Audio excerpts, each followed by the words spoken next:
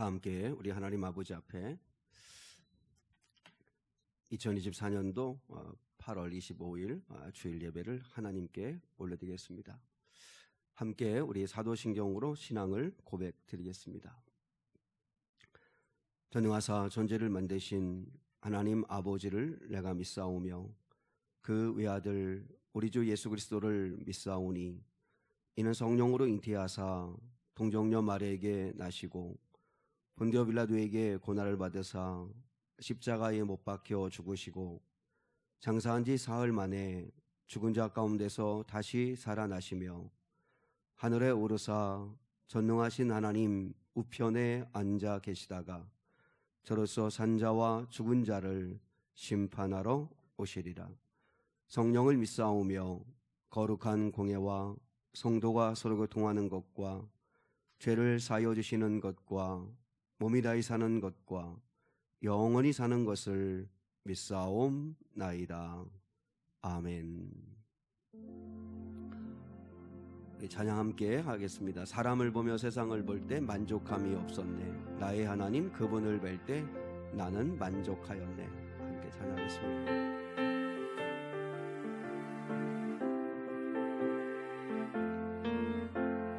사람을 보며 세상을 볼 때 만족함이 없었네. 나의 하나님 그분을 뵐 때 나는 만족하였네. 저기 빛나는 태양을 보라. 또 저기 서 있는 산을 보아라. 천지 지으시 우리 여호와 나를 사랑하시니 나의 하나님 한 분만으로 나는 만족하였네. 사람을 보며 세상을 볼 때 만족함이 없었네. 나의 하나님 그분을 뵐 때 나는 만족하였네. 동남풍아 불어라. 서북풍아 불어라. 가시밭에 백합화 예수 향기 날리니 할렐루야 아멘. 가시밭에 백합화 예수 향기 날리니 할렐루야 아멘. 사람을 보며 세상을 볼 땐 만족함이 없었네. 나의 하나님 그분을 뵐 때 나는 만족하였네. 동남풍아 불어라. 서북풍아 불어라. 가시밭에 백합화 예수 향기 날리니 할렐루야 아멘. 가시밭에 백합화 예수 향기 날리니 할렐루야 아멘. 동남풍아 불어라. 서북풍아 불어라. 가시밭에 백합화 예수 향기 날리니 할렐루야 아멘. 가시밭에 백합화 예수 향기 날리니 할렐루야 아멘.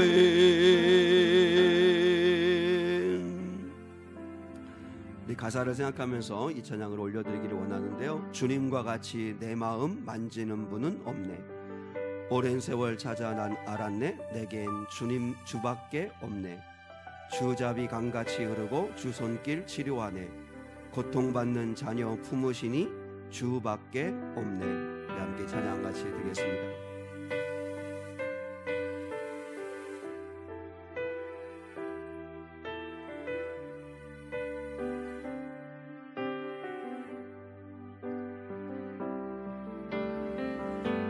주님과 같이 내 마음 만지는 분은 없네. 세월 찾아 난 알았네. 내게 주밖에 없네. 주님과 같이, 주님과 같이 내 마음 만지는 분은 없네. 오랜 세월 찾아 난 알았네. 내겐 주밖에 없네. 주 자비 강같이 흐르고 주 손길 치료하네. 고통받는 자녀 품으시니 주밖에 없네. 주님과 같이 내 마음 만지는 분은 없네. 오랜 세월 찾아 난 알았네. 내게 주밖에 없네. 주자비 강같이 흐르고 주자비 강같이 흐르고 주 손길 치료하네. 고통받는 자녀 품으시니 주밖에 없네. 주님과 같이 내 마음 만지는 분은 없네. 오랜 세월 찾아 난 알았네. 내겐 주밖에 없네.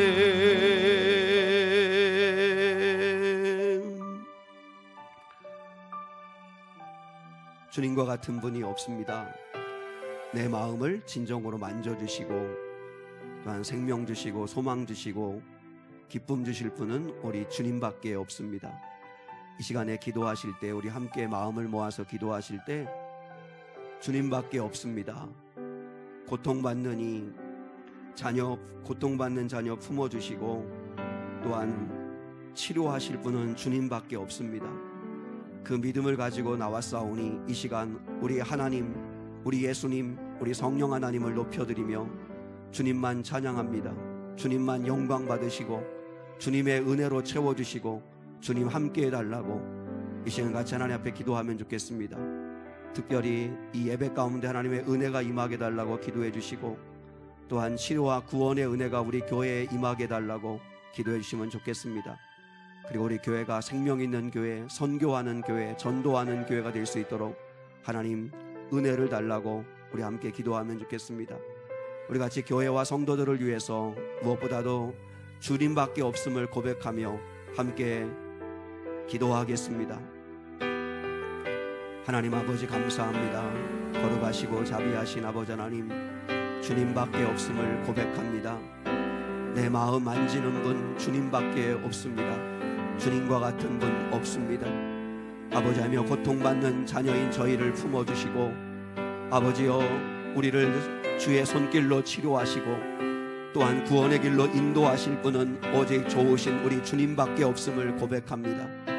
이 시간 오직 우리 주 예수 그리스도, 우리 주님만을 높여드리는 거룩한 이 시간, 이 예배 시간이 되게 도와주시옵기를 원합니다. 사람을 보며 세상을 볼 땐 만족함이 없습니다. 아버지하며 주님 참된 위로가 없습니다. 오직 주님에게 참된 위로와 참된 평안과 참된 구원과 참된 사랑이 충만하게 임하는 줄 믿사오니 거룩하신 주님 역사하여 주시옵소서. 아버지 하나님 앞에 오늘 예배하고자 왔습니다. 이 예배를 받아주시고 성령으로 충만한 시간, 은혜로 충만한 시간, 예배를 정말 생명처럼 여기는 시간 되게 도와주시옵소서. 이 예배를 통하여 만져주시고 우리의 속사람이 거듭나게 도와주시고 하나님의 말씀이 들려지게 도와주시고 믿어지게 해주시고 그 말씀을 아버지하며 마음에 새길 수 있도록 은혜를 내려주시옵기를 원합니다. 이 모양 저 모양으로 몸이 아프고 마음이 상하고 믿음이 약한 성도들을 기억하여 주시고 아버지 하나님 구원의 은혜, 치료의 은혜 베풀어 주시옵기를 원합니다. 아버지여, 오늘 예배가 치료의 시간, 구원의 시간, 주님의 만져주심을 경험하는 시간 되게 하여 주시옵기를 원합니다. 주님 함께 하시고 역사하여 주시옵소서.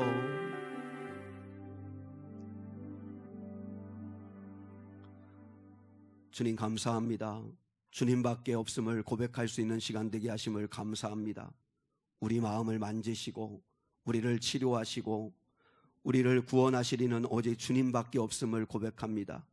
이 시간도 우리의 구원자 되시는 나사렛 예수 그리스도의 이름을 믿고 전능하신 하나님 아버지 앞에 예배하는 저희들을 받아 주옵소서. 이 시간 은혜로 채워 주시옵소서. 성령께서 우리의 속사람, 우리의 마음을 변화시켜 주옵소서.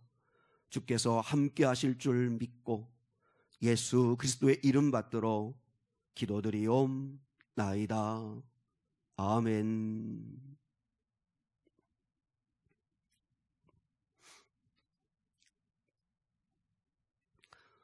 오늘 주일은 성령 강림 15번째 주일이면서 8월 25일 주일이기도 합니다.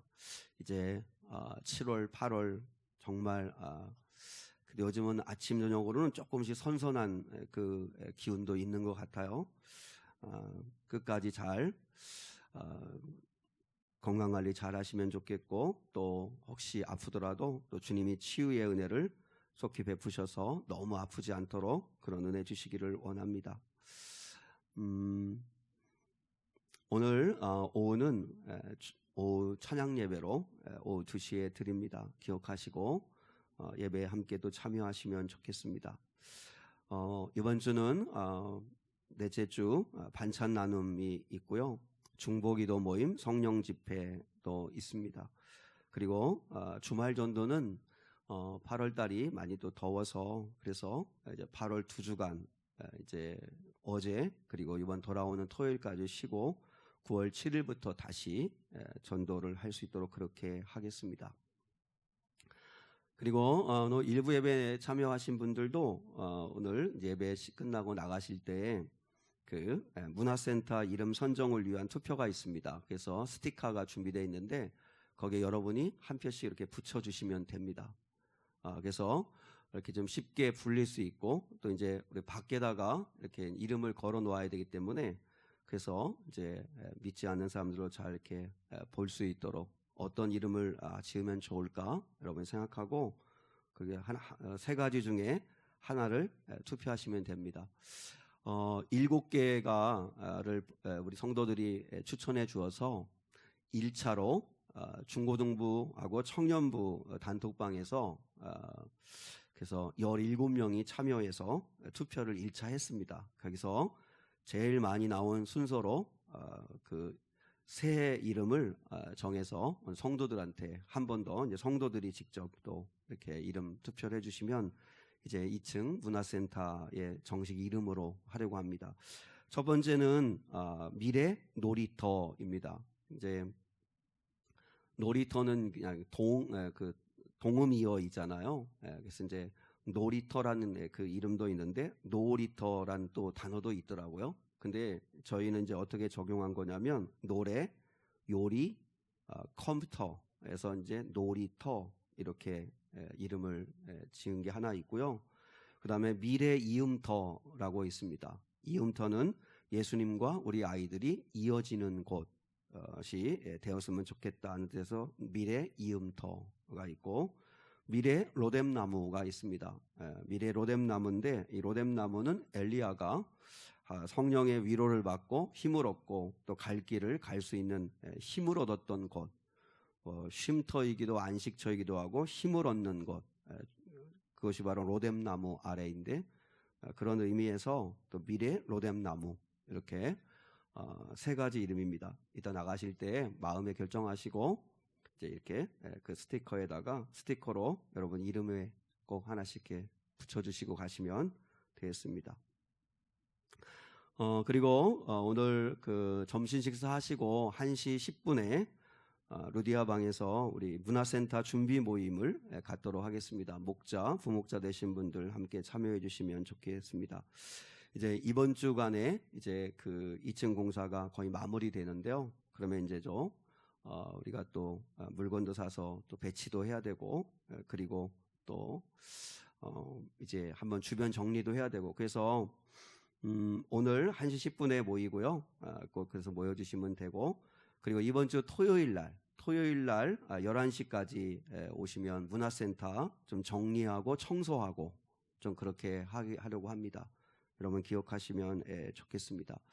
그래서 문화센터 준비 모임, 그리고 이번 토요일 날은 또 이렇게 문화센터 정리하고 청소하고 하는 일. 그래서 9월 1일 다음 주일 날에는 오시면 이제 그 우리 성도들한테 좀 오픈을 해서 차라도 좀 마실 수 있고 그런 시간을 좀 갖고, 그리고 이제 9월 8일부터는 정식으로 이제 시작할 수 있지 않을까 그렇게 생각을 하고 있습니다.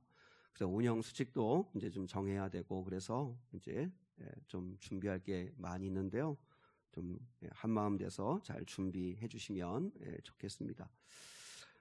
그리고 미래교회 섬김, 청소, 점심봉사 또 기억하시고, 또 수고하신 분들에게 또 감사의 마음을 꼭 표현하시고 또 나누시면 좋겠습니다.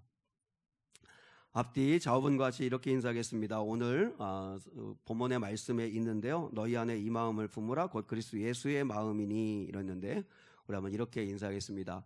예수님의 마음을 품고 살아가십시오. 인사하겠습니다. 예수님의 마음을 품고 살아가십시오. 행복하십시오. 네, 고맙습니다.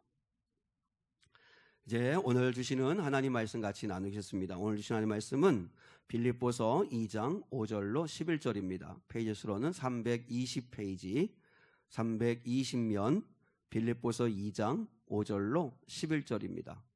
빌립보서 2장 5절로 11절 말씀입니다.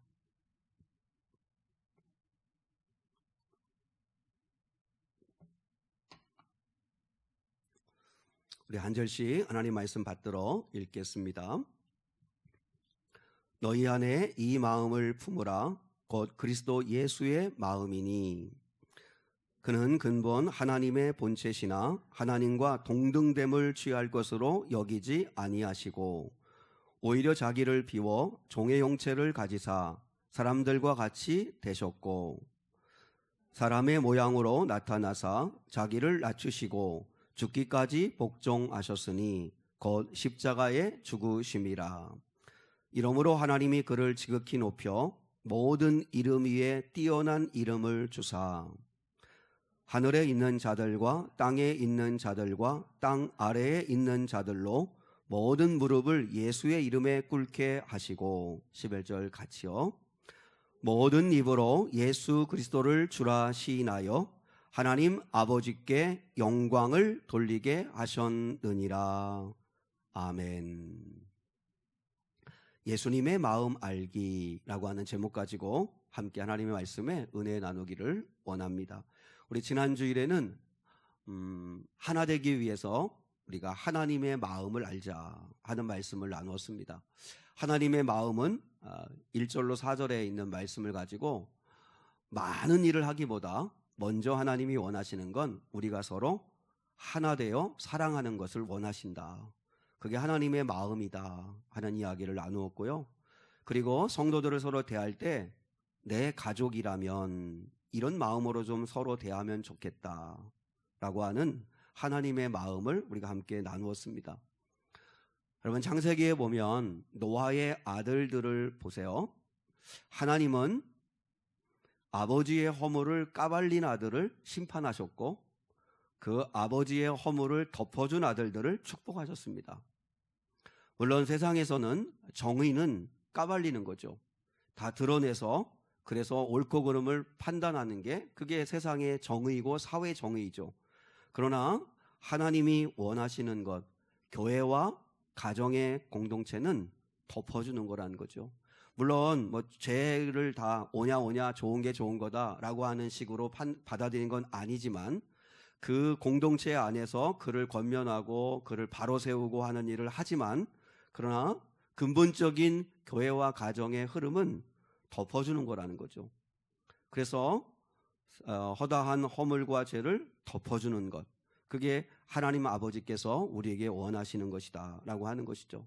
왜냐하면 가족이기 때문에, 내 가족이라면 라고 하는 마음이라는 거죠. 오늘 이 시간에는 하나 되기 위해서 오늘 바울은 주님의 마음을 품으라 이렇게 우리에게 권면하고 있습니다. 우리 5절 말씀 한 번 더 같이 보겠습니다. 5절 말씀. 사실 신앙생활하면서 빌립보서 2장 5절로 이 11절은 너무너무나 중요하고 정말 기독론의 정수가 되는 말씀이에요. 이 기독교가 이 말씀 없이는 사실 설 수 없는, 존재할 수 없는 그런 귀한 말씀인데, 자, 우리 5절 말씀 한번 보겠습니다. 시작. 너희 안에 이 마음을 품으라. 곧 그리스도 예수의 마음이니. 어렵지 않죠? 이 마음을 품으라. 이 마음은 예수 그리스도의 마음이라는 거죠. 성도들 각자가 내 마음을 가지고 서로를 대하는 게 아니라, 그러면 하나 될 수 없겠죠. 100사람이 모이면 100가지의 마음이 될 테니까, 100가지의 생각이 될 테니까. 그래서 오늘 바울은 너희가 하나 되기 위해서 예수 그리스도의 마음을 품으라. 예수 그리스도의 마음을 품으라 이렇게 되어 있습니다. 여러분, 품으라라고 하는 말의 원어의 의미가 뭐냐면 알을 품다는 뜻입니다. 그러니까 닭이 알을 품잖아요. 그러면 닭이 알을 품으면 닭이 그 알을 그 몸 안에 품고서 이렇게 고루고루 이렇게 알을 굴립니다. 왜냐하면 온기를 고루고루 주기 위해서 이렇게 이제 시간이 되면 어느 정도 되면 알을 굴리죠. 그래서 계속 이렇게 품고 있다 보면 어느 순간에 거기서 생명이 나오죠. 병아리가 나오잖아요. 알을 깨고 나와요.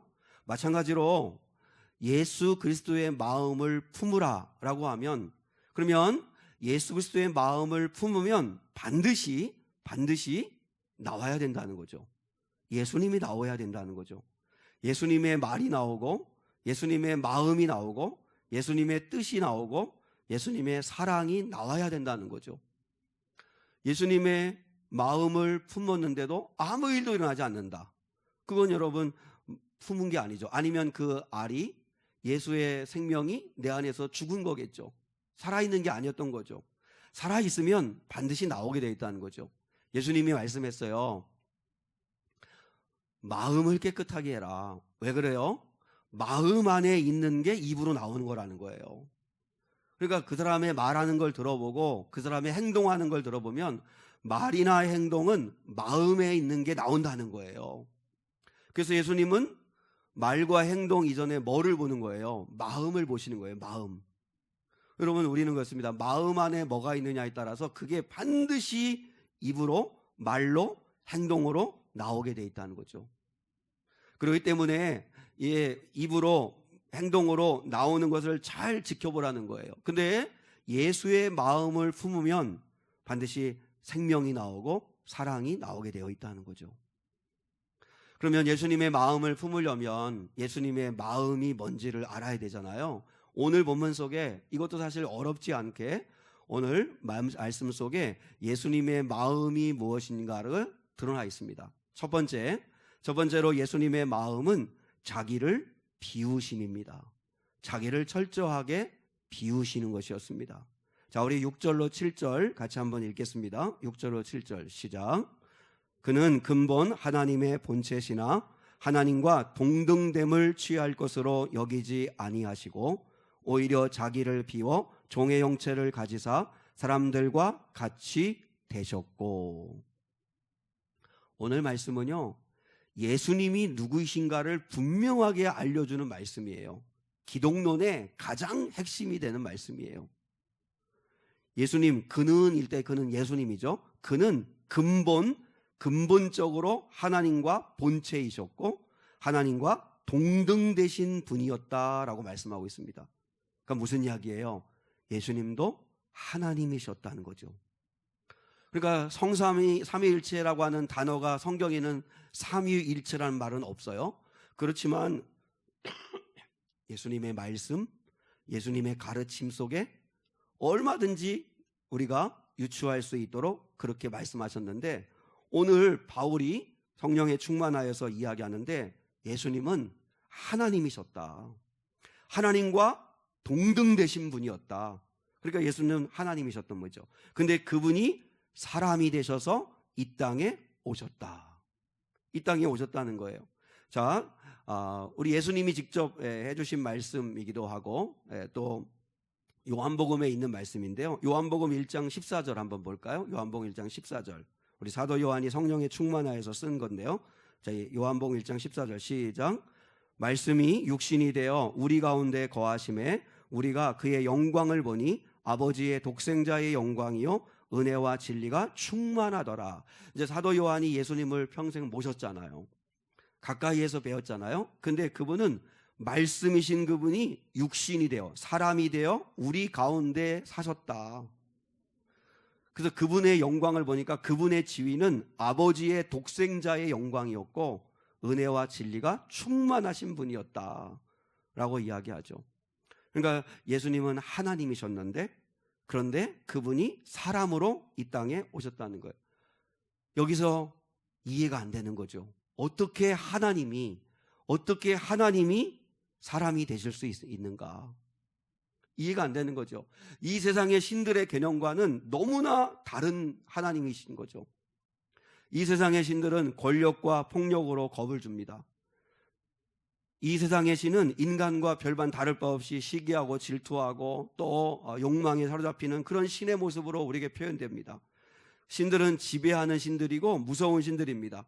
보상을 해주는 대신에 철저한 대가를 요구하는 공포스러운 신이기도 합니다. 근데 성경에 있는 우리 하나님은 우리의 목자가 되신다고 말씀하셨죠. 우리의 목자. 그리고 우리 하나님은 우리의 아버지가 되신다고 그랬죠. 아버지. 우리에게 아버지가 계시다.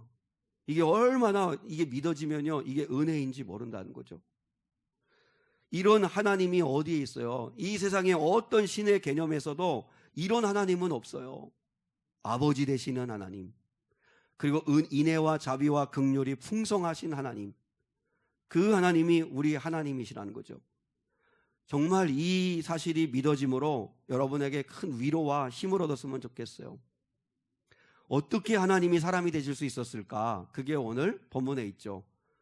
어떻게 하나님과 동등되셨던 하나님이신 예수가 사람이 될 수 있었을까?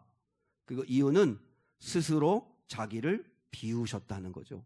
스스로 자기를 비우셨다는 것입니다. 하나님과 동등되신 분이었지만, 높고 높은 보좌에서 찬송받으실 분이었지만, 그러나 스스로 자기를 비우셔서 낮고 낮은 곳으로 오셨다는 거예요.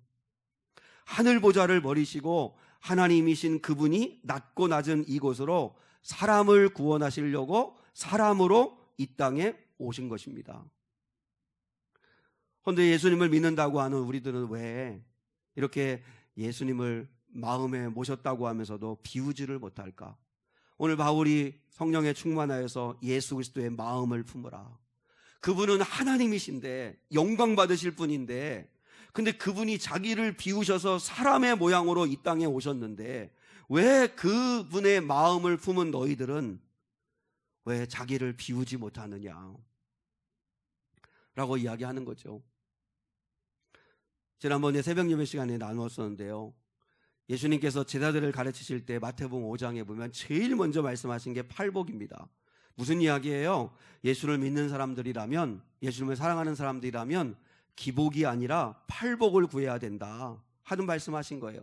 기복이 뭐예요? 기복은 복을 기대한다는 거예요. 우리가 복을 기대해요. 맞아요. 우리가 사실 우리 교회에 온 이유는 복 받으려고 오는 거예요. 복 받으려고 오는 건데, 근데 너희들은 기복만을 구하고 있다. 우리가 기대하는 복은 뭐예요? 우리가 기다리는 복은 뭐예요? 물질의 복, 건강의 복, 성공의 복, 내가 하는 일들 형통하게 되는 복, 뭔가를 계속 세상의 것을 채우려고 하는 복을 기대하잖아요.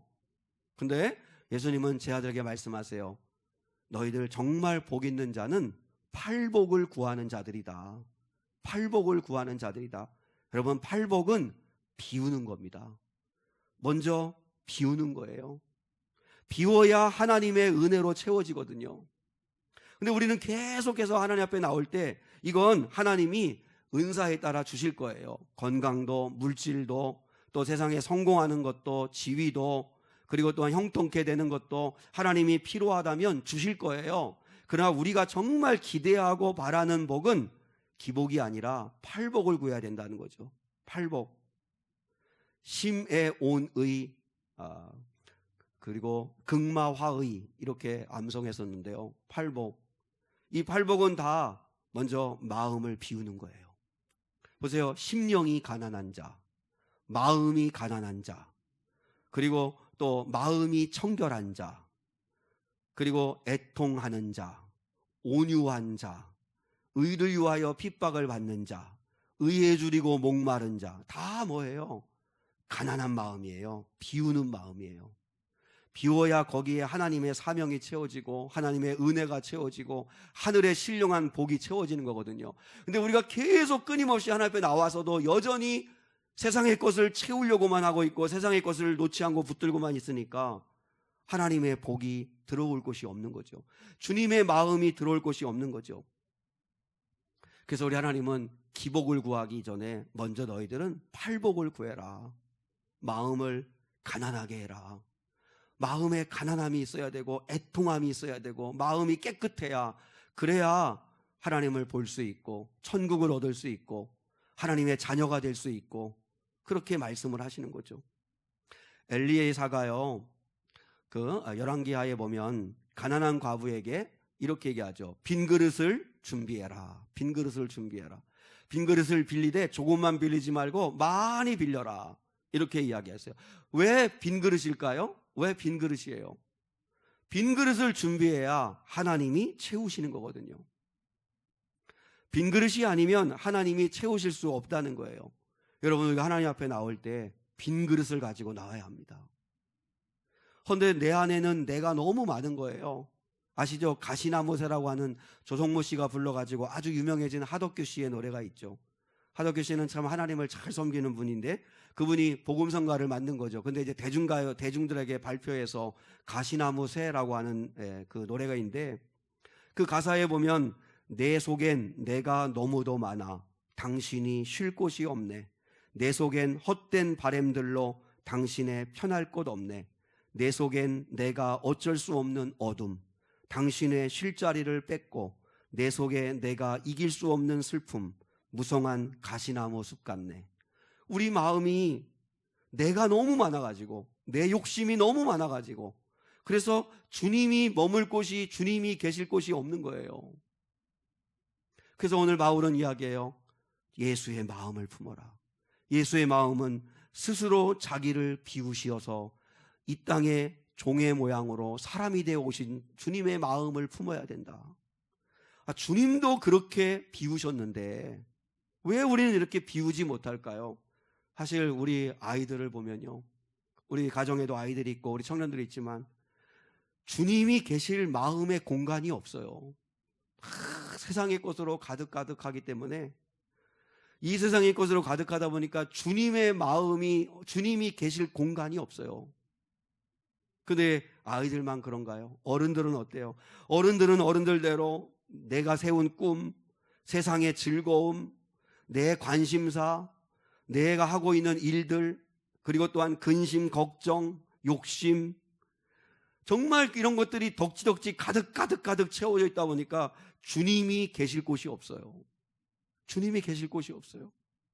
하루 24시간 살아가는 삶을 보세요. 여러분, 주님을 향한 가난한 마음으로 주님 바라보는 시간이 얼마나 되는지. 우리의 마음이 가시나무 숲 같아요. 그저 무엇에 마음을 다 빼앗겨가지고 살아가고 있는지 주님한테 정말 죄송스러울 때가 얼마나 많은지. 여러분, 기도를 하나 하더라도 빈 그릇의 기도를 해야 돼요. 빈 그릇 기도. 빈 그릇 기도가 뭐예요? 내가 원하는 소원, 내가 원하는 거 채워달라고 하는 그런 기도가 아니라 주님이 겟세마네 동산에서 하신 것처럼 비우는 거예요. 내 뜻대로 마시고. 이게 비우는 거잖아요. 하나님의 뜻이 이루어지기를 원합니다. 하나님의 것으로 채워달라는 거죠. 하나님의 마음, 하나님의 뜻, 하나님의 구원으로 채워달라고 하는 거죠. 최근에 기독교 TV에서 보니까 국회의원이었던 분, 경기도지사를 지냈던 그 남경필 씨가 있죠. 그 남경필 대표라고 하는 분이 계신데, 그분이 아들이 마약으로 인해 가지고 구속되는 일로 인해서 정치 생명이 끝나서 정치에서 은퇴하고, 그리고 이제 최근에 어떻게 살아가는가가 이제 기독 TV에서 간증하는 부분을 봤는데, 참 보면 아들이 이제 마약 혐의로 구속되어지고 하면서 자신의 인생은 끝이 난 거죠. 근데 그 끝에서 하나님은 시작하셨다는 거죠. 그래서 지금 아들은 감옥 안에서 하나님을 만나서, 그래서 거듭나서 이제 새로운 삶을 준비하게 되고, 그리고 이 부모님들도 남경필 씨나 그의 아내 되시는 분이나 다 성령을 체험하고, 그동안에는 그냥 형식적으로 교회를 다니던 분들인데 이제 예수님을 인격적으로 만나서, 그래서 이제 거듭나는 이야기예요. 그래서 이제 완전히 지금 이제는 빈 그릇이 된 거예요. 빈 그릇. 그래서 이제 하나님이 채워주시는 대로, 그래서 자신들은 기대한다는 거예요. 우리 인간의 끝에서 하나님은 새롭게 시작해 주셨고, 그래서 하나님이 이제 내 아이를 통해서 어떻게 사용하실지, 물론 마약이라고 하는, 전과자라고 하는 그런 아픔이 있고 자기들의 치부들이 다 드러나서 정치생명도 끝이 나고 했지만, 그러나 그 인간의 끝에서 빈 그릇이 되었을 때 이제 하나님이 어떻게 채워가실지, 어떤 길로 인도하실지 지금은 너무나 기대되고 너무 감사하다. 이렇게 차라리 끝을 볼 수 있게 하신 게 감사하다. 그리고 주님의 채우심을 기대할 수 있게 하신 하나님께 감사하다 하는 그런 고백을 하는 거죠. 여러분, 우리가 하나님 아버지 앞에 비워야 하나님이 채우시는 거예요. 또 하나님이 채우시는 걸 여전히 세상의 것으로 채우겠다는 게 아니라, 하나님의 이제는 이전과는 다른 거죠. 완전히 비워내면 주님이 채워주시는 것은 탈나지 않는 것, 거룩한 것으로 하나님이 채워주신다는 거죠. 주님의 마음은 스스로 자기를 비우는 겁니다. 좀 비워내고 내려놓고, 그리고 하나님의 것으로 좀 채우기를 소망하는 저와 여러분 될 수 있으면 좋겠습니다. 두 번째, 예수님의 마음은 자기 낮추심입니다. 자기를 철저하게 낮추셨다는 거죠. 자, 우리 8절 한번 볼까요? 8절 시작. 사람의 모양으로 나타나사 자기를 낮추시고. 여러분, 예수님이 사람이 되셨다. 그러니까 어디까지 낮아지셨어요? 하나님이신데 그분이 마리아의 몸을 빌려 성령으로 잉태되어 사람이 되었다는 거예요. 사람. 왜 사람으로 오셨어요? 사람을 이해하시려고, 사람을 구원하시려고 오신 거죠. 한번 생각해 보세요. 예수님이 사람이 되셨다는 것은 예수님도 감정을 가지신 분이시고 우리를 너무나 잘 아시는 분이라는 거죠. 예수님은 우리와 똑같은 감정을 지니신 사람으로 이 땅에 오셨어요. 그래서 이 말씀은, 예수님은 그래서 우리의 마음을 너무나 잘 아시고, 내 약함을 아시고, 내 슬픔을 아시고, 내 고통을 너무나 잘 아신다는 거죠. 이효령 교수가 자신의 딸 때문에 예수님을 믿고 하나님을 믿고 영접해서 이제 노년에 하나님을 영접하고 하나님의 품으로 갔잖아요. 그분이 그런 얘기하는다는 이야기 제가 말씀드린 적이 있는데, 그분은 하나님을 생각하고 예수님을 생각하면 항상 슬퍼하시는 하나님, 같이 아파하시는 예수님, 그 예수님이 생각난다는 거예요. 우리는요, 왜 하나님이 기적을 안 행해 주셔? 하나님은 어디 계신 거야? 왜 하나님은 나는 이렇게 힘든데 왜 나와 함께 하지 않으셔? 근데 우리가 몰라서 그렇다는 거예요. 어떤 하나님을 묵상해야 되냐면, 우리의 마음을 공감하시는 하나님, 우리와 함께 아파하시는 하나님, 우리의 그 어려움과 고통 가운데 같이 계시는 하나님, 그 하나님이 우리 하나님 아버지시라는 거죠. 아까 좀 전에 말씀드렸지만 남경필 씨의 그 아내 되시는 분이 그런 고백을 했어요. 아들 때문에 너무 눈물로 흘리고 눈물로 기도하니까, 왜냐면 아들이 이제 마약에, 그래서 이제 구속되어서 감옥에 가 있는, 어떠든 간에 부모의 마음이잖아요. 그러다 보니까 아들을 위해 기도하고 눈물을 흘리는데, 근데 하나님이 그런 마음을 주시다는 거예요. 내가 더 아프다. 내가 네 아들을 생각할 때 더 마음이 너보다 아프다. 그리고 그 아이를 통하여 또 이제 내가 괴로운 계획을 가지고 일할 것을 말씀하셨다는 거죠. 여러분, 우리 하나님은 더 아파하시는 하나님, 더 공감하시는 하나님이시라는 거죠. 그게 어디에 있어요? 히브리서 4장 14절로 16절을 보겠습니다. 히브리서 4장 14절로 16절 같이 한번 읽겠습니다. 주보에 한번 보시죠. 시작. 그러므로 우리에게 큰 대장이 계시니 승천하시니 곧 하나님의 아들 예수시라. 우리가 믿는 도리를 굳게 잡을지어다. 우리에게 있는 대장은 우리의 연약함을 동정하지 못하실 리가 아니요 모든 일에 우리와 똑같이 시험을 받으신 이로되 죄는 없으시니라. 그러므로 우리는 긍휼하심을 받고 때를 따라 돕는 은혜를 얻기 위하여 은혜의 보좌 앞으로 담대히 나아갈 것이니라. 우리에게 있는 대장 되시는 분은 우리의 연약함을 동정하지 못하실 리가 아니요. 동정하신다는 거예요. 근데 여기서 동정한다는 게 공감하신다는 뜻입니다. 우리의 아픔을 아시고, 우리 감정을 아시고, 우리 상황을 아시고, 우리의 고민을 아시고, 우리 마음을 동정하시고 공감하시는 우리 주님이시라는 거죠. 그러니까 우리가 힘들 때 어려울 때 어떻게 해요? 우리는 그분 앞에 나가는 거예요. 그래서 16절에 우리가 긍휼하심을 받고 때를 따라 돕는 은혜를 얻기 위하여 은혜의 보좌 앞에 담대히 나아가라고 그랬잖아요. 예수님께로 나가는 거예요. 예수님께 구하는 거예요. 예수님의 도우심을 구하는 거예요. 좀 전에 우리 찬양했잖아요. 주님과 같이 내 마음 만지는 분은 없네. 고통받는 자녀 품으시니 주밖에 없네.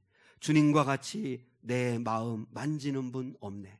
여러분, 주님만이 우리 마음 아시고 우리 형편 아시고 주님만이 우리를 도우시고 치료하실 수 있는 분이시라는 거죠. 근데 왜 우리는 이렇게 비우지를 못하고 낮아지지 못할까? 지난번에 그 산남동 행정복지센터에를 갔어요. 이제 간 이유가 뭐였냐면 반찬 나눔 대상 되시는 분이 핸드폰을 분실해가지고 이제 그게 저에게 연락이 왔어요. 그래서 이제 왜냐하면 저희가 이제 반찬을 이렇게 나눠드릴 때 전화를 먼저 드리고 만나거든요. 그러니까 이제 제 번호가 찍혀 있으니까 저한테 전화 와서 내가 그분 안다. 그래서 그러면 산남동 그 행정복지센터에다 핸드폰을 좀 맡겨주면 제가 찾으러 가겠다. 그래서 이제 찾으러 간 거예요. 찾으러 갔는데, 근데 이제 그 복지과 직원한테 이제 핸드폰 찾으러 왔다고 그러는데 그분이 잠시 기다리세요 그러는데 그 말투가 되게 차갑게 말을 하더라고요. 사실 왜냐하면 그분하고는 안면이 있어요. 왜냐하면 반찬 나눔을 하기 때문에. 그래서 이제 항상 그분이 저 통화하거나 이렇게 보면 아유 목사님 감사합니다. 반찬 봉사해 주셔서 참 감사합니다. 여러 사람들이 잘 먹고 있답니다. 이러면서 서로 잘 알던 사이인데, 근데 양해를 구하는 것도 아니고 제가 이제 핸드폰 찾으러 왔다고 그러는데 좀 쌀쌀맞게 잠시 기다리라고 이렇게 얘기를 하더라고요. 그래서 멋쩍게 기다리고 있는데 마음속에 무슨 생각이냐면 아니 도대체 뭐 하는 행동인가. 그래서 내가 다시 한번 말을 걸었어요. 그랬더니 잠시 기다리시라고요. 이렇게 그러는 거예요.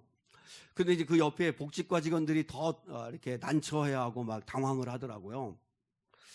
그래가지고서 이 사람이 나를 우습게 여기나, 그냥 확 가버릴까. 또 기분이 엄청 나쁘더라고요. 기분이 나쁜 거예요. 그래도 한참 서 있었어요. 이제 그냥 한참 그 통로에 이렇게 서 있는데 그때 그런 마음을 푼 거예요. 이제 무슨 마음을 푸냐면 여전히 내 자존심이 시퍼렇게 살아있구나. 뭔가 저 사람에게도 이유가 있겠지. 근데 내가 뭐라고 기분 나빠하고 그리고 또 막 화를 내고 나를 우습게 여기나? 이런 마음이 갑자기 확 들고 그냥 가버릴까? 이런 뭐 못된 생각까지 할까? 그래서 주님도 낮아지실 때까지 낮아지셨는데 주님도 십자가 지시고 그리고 또한 대하에 물을 떠다가 지사들 발을 닦아주기도 하셨는데 내가 뭐라고 이러면서 주님을 생각하면서 마음을 추스렸어요. 여러분, 우리는 진짜 낮아지기가 진짜 어려워요. 얼마나 우리가 교만한지 몰라요. 평소에는 되게 겸손한 것 같고 낮아진 것 같지만 누가 뭐라고 한마디 해보세요. 무시받는 말 한마디 들으면 견디지를 못해요.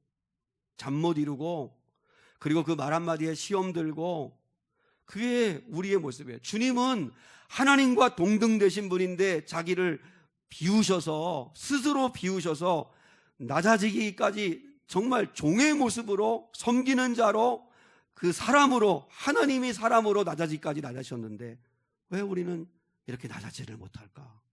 여러분, 우리 마음 안에요, 살다가 기분 나쁘게 말이야, 나를 무시해? 나를 어떻게 보고, 내가 우스운가? 이런 마음이 들 때 주님을 생각해 보세요. 낮고 낮은 곳까지 오신 그 예수님의 마음을 생각해 보세요. 정말 우리가 주님의 일을 하다가 좀 낮아질 때까지 낮아질 수 있는 주님의 마음을 품고 일을 해야 되는데 어느 순간에 우리는 너무나 교만한 마음을 품고 살아가는 건 아닌지 돌아볼 수 있어야 한다는 거죠. 세 번째, 주님의 마음은요, 죽기까지 복종하신 마음입니다. 여러분, 8절 마지막 부분에 죽기까지 복종하셨으니 곧 십자가에 죽으심이라. 예수님은 죽으실 이유가 없으셨어요. 그런데 예수님은 죽기까지 복종하셨다는 거예요. 죽기까지 복종하셨어요. 우리는 얼마나 복종해요? 얼마나 순종해봐요? 예수님은 십자가 달려 죽으신 이유는 하나예요. 하나님의 뜻이었기 때문이에요.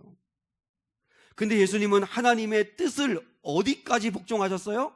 십자가에 죽기까지 복종하셨다는 거예요. 이 예수님을 우리가 좀 묵상해 봐야 돼요.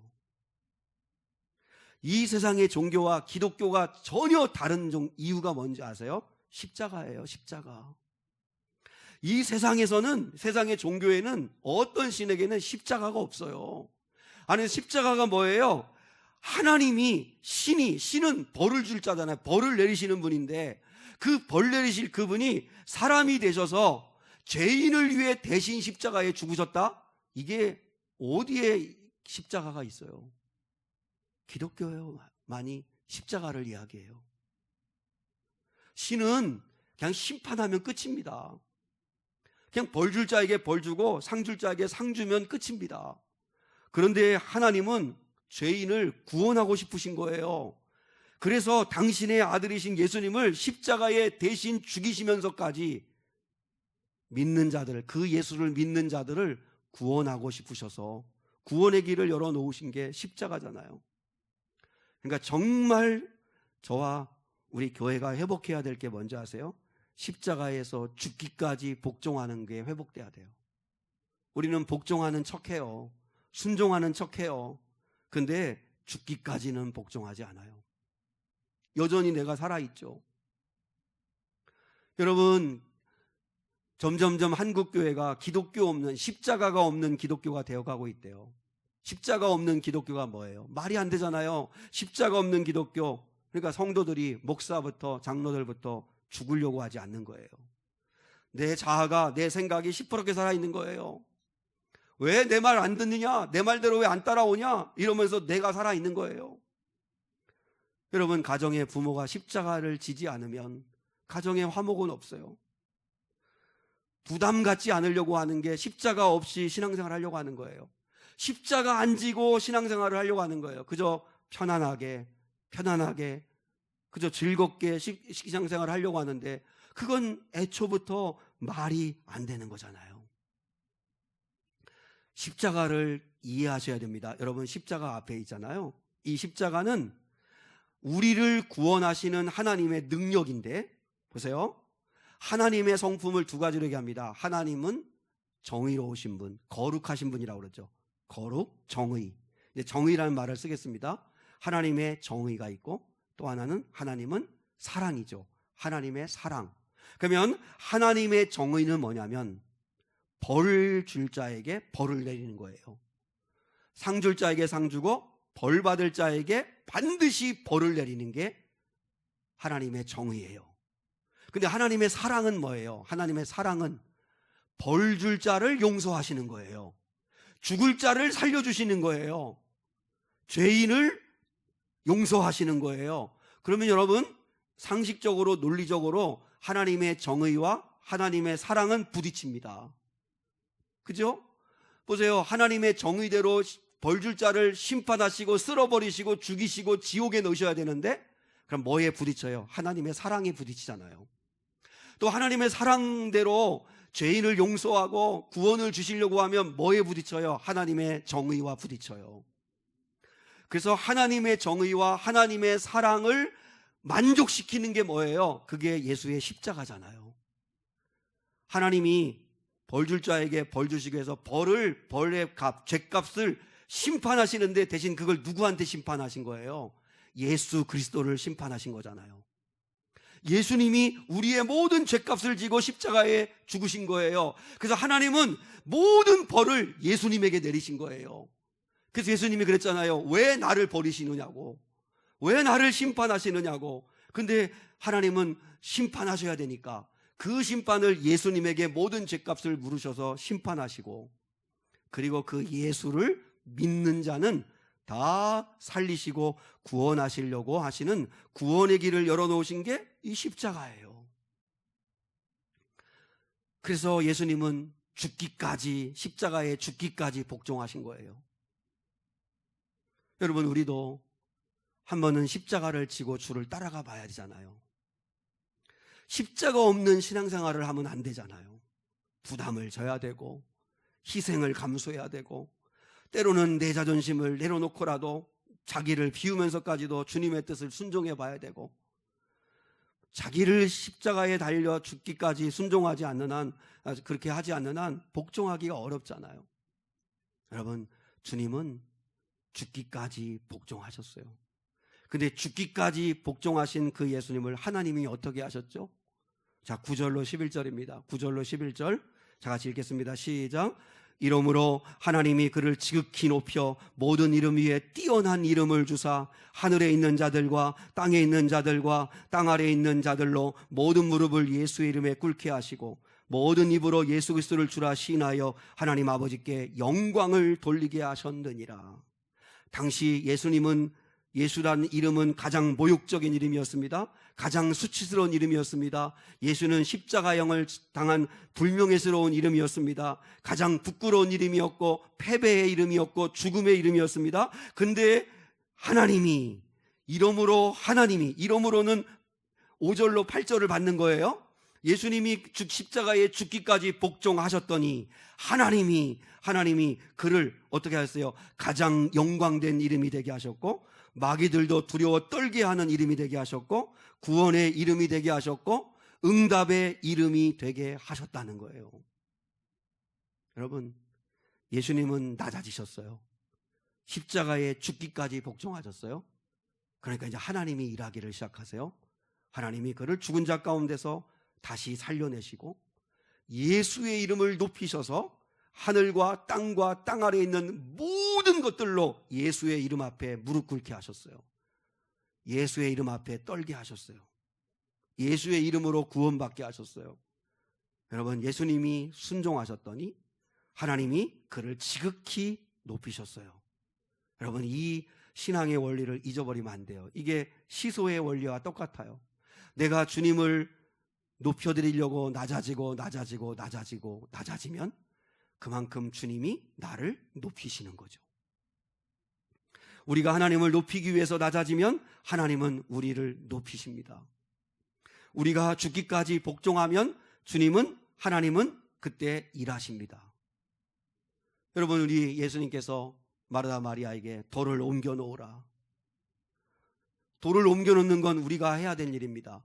순종해야 될 일입니다. 도무지 이해되지 않지만 해야 됩니다. 순종했습니다. 살리시는 건 예수님이 살리십니다. 우리는 기도합니다. 응답은 하나님이 주십니다.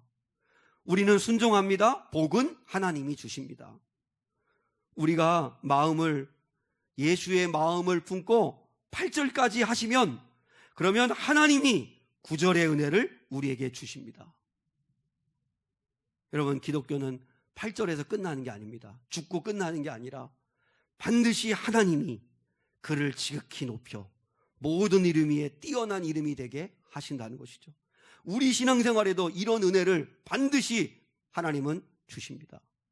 우리가 예수의 마음을 품고 자기를 스스로 비우고 그리고 하나님의 꿈으로, 하나님의 소망으로, 하나님의 사랑으로 채우고, 그리고 우리가 스스로 낮아지고 내가 뭐라고, 주님도 그렇게 낮아지셨는데, 주님도 제자들의 발을 닦아주셨는데 내가 뭐라고, 낮아지고 그리고 힘들지만 이해되지 않지만 죽기까지 한번 순종해 보면 하나님이 하십니다.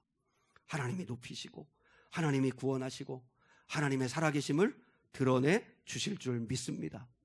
이 예수님의 마음을 좀 알고 예수님의 마음을 품고 그래서 살아가시는 거룩한 종들이 꼭 되어주시기를 주님의 이름으로 축복합니다.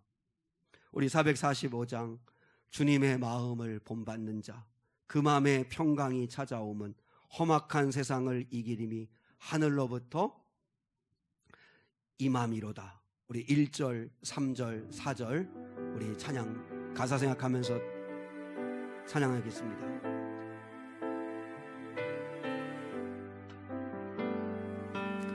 내 마음을 본받는 자 그 마음에 평강이 찾아오면 험악한 세상을 이기림이 하늘로부터 임함이로다.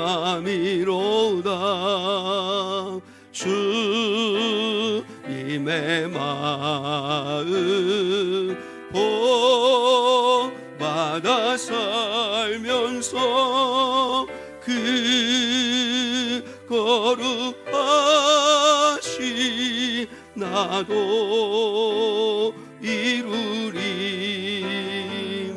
가는 길 거칠고 험하여도 내 맘에 불평이 없어짐은 십자가 고난을 이겨내시 주님의 마음 본받음이라. 주님의 마음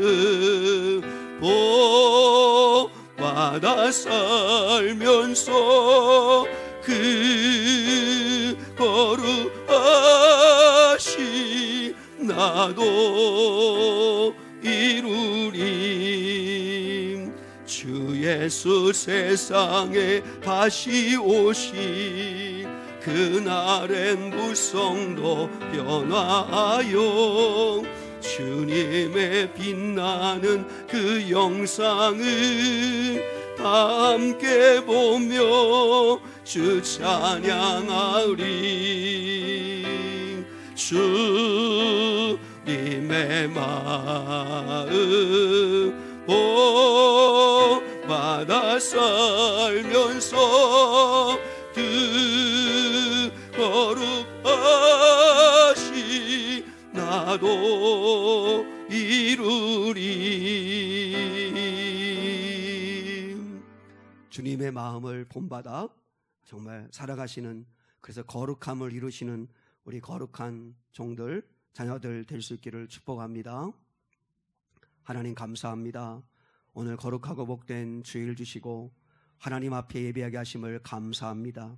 오늘 주 앞에 온 자들에게 놀라우신 은혜, 하나님의 부어주시는 은혜 임하게 하옵소서. 거룩하시고 자비하신 아버지께서 역사해 주시고 성령으로 충만, 은혜로 충만케 하여 주시옵소서. 감사하며 예수의 이름으로 기도드리오며 지금은 우리 주 예수 그리스도의 은혜와 하나님 아버지의 극진하신 사랑과 성령 하나님의 함께하시며 동행하시며 인도하여 주시는 은혜가 오늘 여기 모여 예배한 거룩한 종들 위에 무엇보다 예수의 마음을 품고 예수님을 따라가기를 원하는 예배자들 위에 이제로부터 영원까지 함께하시기를 간절히 축원하옵나이다. 아멘.